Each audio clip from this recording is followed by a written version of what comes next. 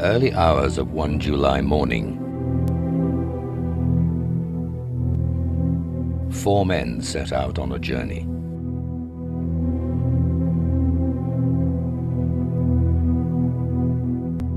A journey that would end their lives and the lives of many more.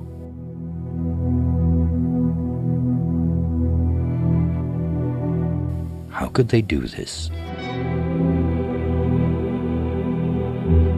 How could 4 citizens of this country do this to their own homeland, to their own fellow citizens? What went into the building of such a degree of hatred and contempt for human life? Their journey ended in violent self-destruction. Our journey begins with the questions. Where do we go from here? What do we do to stop this happening again?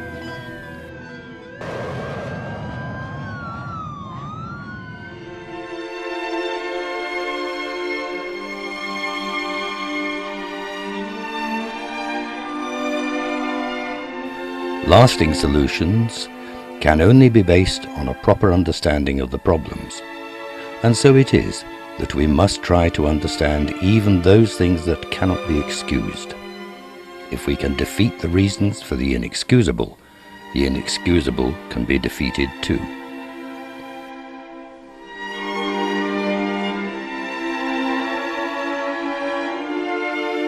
Terrorism is not something new. Acts of random violence in which innocents suffer are not new. Many peoples and nations have had to endure terror.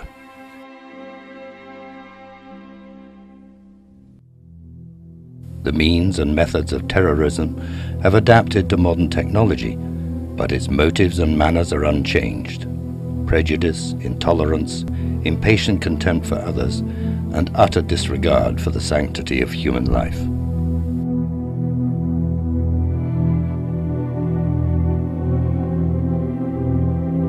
In this sense, terrorists can attempt to hijack any philosophical or political ideal, any religion or way of life, any noble cause whatever, and pervert it in order to justify the resort to random acts of violence. However benign or compassionate, however high-minded a cultural tradition may be, there is no guarantee that it will not be hijacked by a perverted few in their determination to excuse the inexcusable. Having said that, most people would agree that the world has entered a new phase since 9/11. The events of that day symbolize what has now become worldwide terrorism.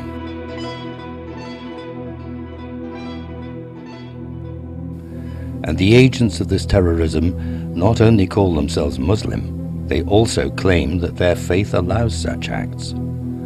Some of them even claim that their faith prescribes such acts. How incomprehensible a claim that is.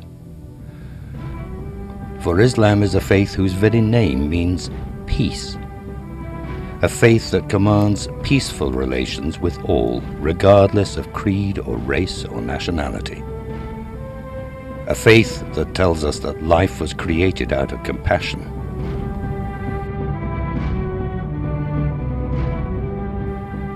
A faith that states that the unjust killing of one person is like the killing of all humankind, and that the punishment for it is hell. A faith that from the first called for interreligious dialogue and understanding. O people of the book, come to an agreement between us. A faith whose prophet said, I am sent as a mercy, not as a curse on humankind. Islam is a faith that celebrates the diversity of peoples as one manifestation of God's infinite attributes and a source of richness and blessing. Its scripture teaches us, O mankind, we created you from a single pair of a male and a female, and made you into nations and tribes that you may know one another, not that you may hate one another. What an absurdity it is that a faith centered on peace and compassion is associated by terrorists with their commitment to destruction and death. But the radicalized attitudes behind terrorism are capable of hijacking any faith in order to justify the unjustifiable. The terror is senseless and indiscriminate, and all are victims, including Muslims. Muslims are just as exposed to the danger of terrorist acts as are all. However, in the West, Muslims are also the primary victims of the backlash, of religious hate, crime, and public contempt. They suffer the indignity of being associated with barbaric violence, and at times are even expected to apologize for crimes with which they have no association whatever. In fact, terrorism is not rooted in any one religion or race or cultural tradition. The only common characteristic of terrorism is that it pursues its goals through indiscriminate violence.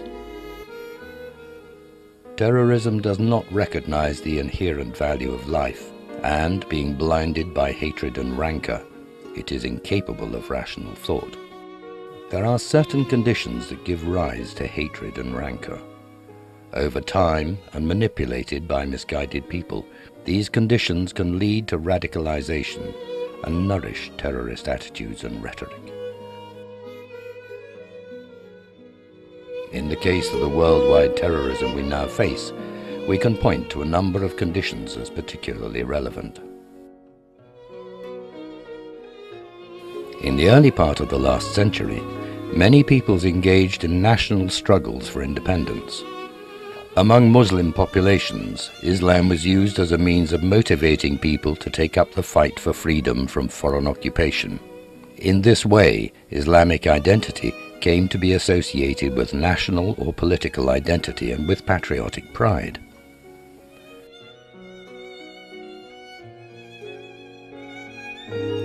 But when these peoples achieved independence as nation-states, they felt betrayed by their new rulers. The new rulers separated themselves from their people. They did not govern for the benefit of the common people or in their interest. They ignored local traditions and ways of life, just as they neglected the people's basic economic and political needs. For the disillusioned masses, Islam became a source of solace and strength, and an argument against their rulers. In this way, Islam became politicized. It became narrower and detached from its moral and spiritual responsibilities. Even now, in this 21st century, many countries and regions in the Muslim world are still ruled by dictatorial regimes. The leaders distrust and disregard their own people, concentrating their energies instead on preserving and strengthening their hold on power. They keep the people under control by restricting education, social progress, and basic freedoms. This intensifies the hatred and animosity the people feel towards their rulers. The people, long deprived and humiliated, are all too easily persuaded that the rich West is to blame for their plight. A substantial number of people in Muslim countries believe that foreign powers are responsible for supporting, protecting, and even installing the ruling elites and dictatorships they suffer from. They therefore blame these foreign powers for much of the deprivation and humiliation they endure. The root of terrorism is not religion or race or nationality. Rather, terrorism finds it easier to develop in the midst of this threefold deprivation. Firstly, a lack of rounded, effective education. Secondly, a lack of basic social and human rights. And thirdly, the lack of opportunity to integrate and interact positively with the wider world.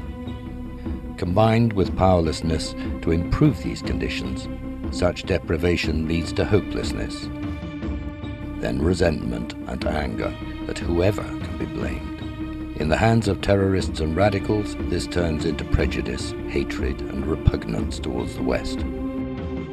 Evidently, such feelings and perceptions were powerful enough to have permeated the minds and hearts of those British citizens who planned and committed the outrages of 7/7. However well-educated and well-off these citizens may have been themselves, they were nonetheless influenced and affected by the rhetoric which claimed to voice the despair of the Muslim world. Lasting solutions can only be based on a proper understanding of the problems. If the root problem is rightly identified as backwardness, poverty, and isolation, the answer surely lies in sustained efforts to provide opportunities for education, social justice, and dialogue.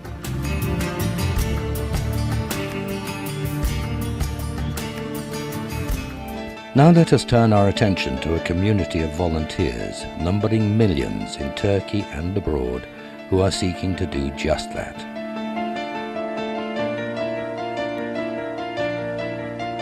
Volunteers who are inspired by the likes of the 13th century mystical poet Yunus Emre, who said, "We love the created because of the Creator."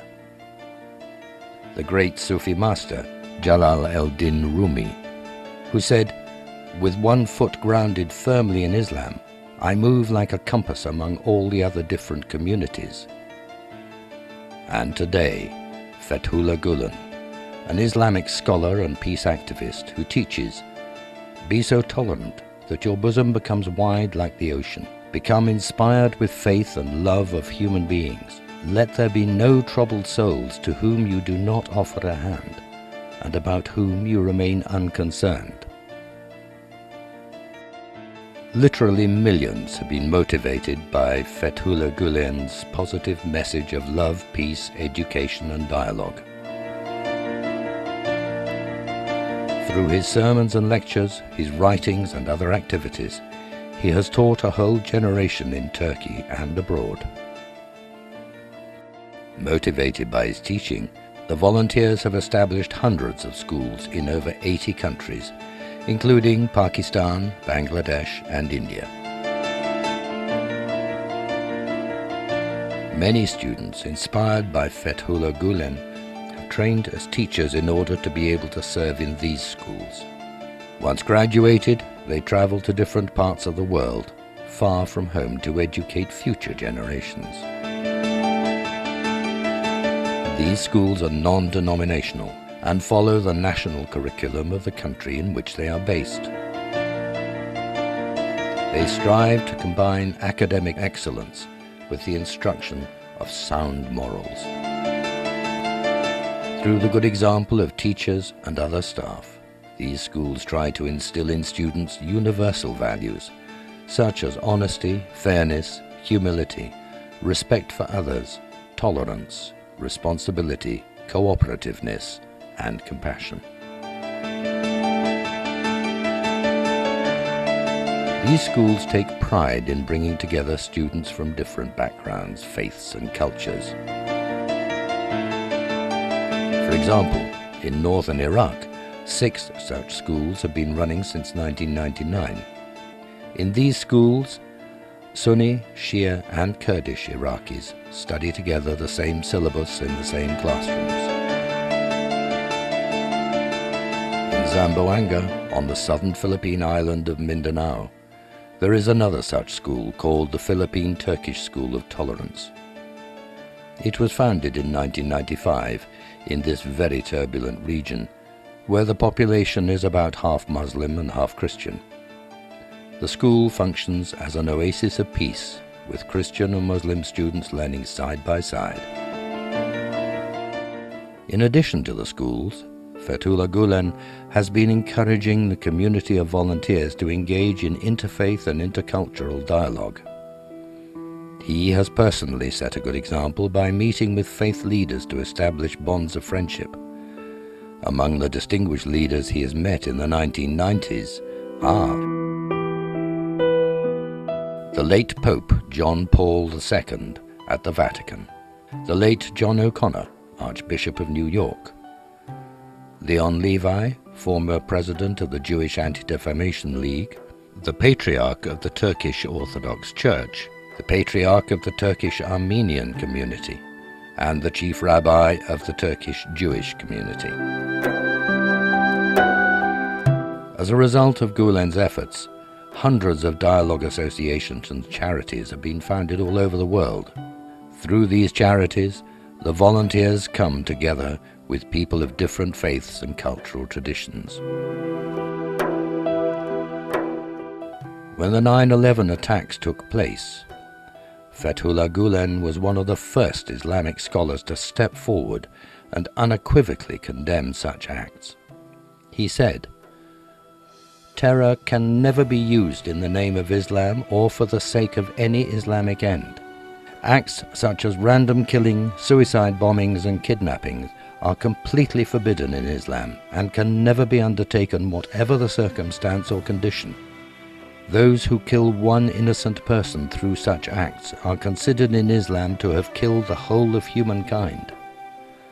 A terrorist cannot be a Muslim, and a Muslim cannot be a terrorist.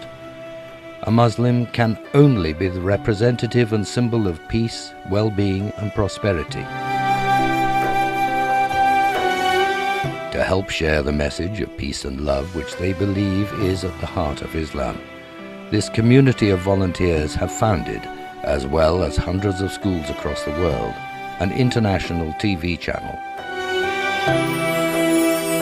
a daily newspaper with the highest circulation in Turkey, a number of periodicals in different languages, and various interfaith platforms and think tanks. This community is not a post-9/11 phenomenon. It does not represent a reactive effort. Rather, it is a proactive movement that has continued its service for over half a century. It is an example of how people can work together, individually and collectively, to eradicate distrust, hatred and prejudice, and nurture in their place mutual respect and understanding, and a loving tolerance.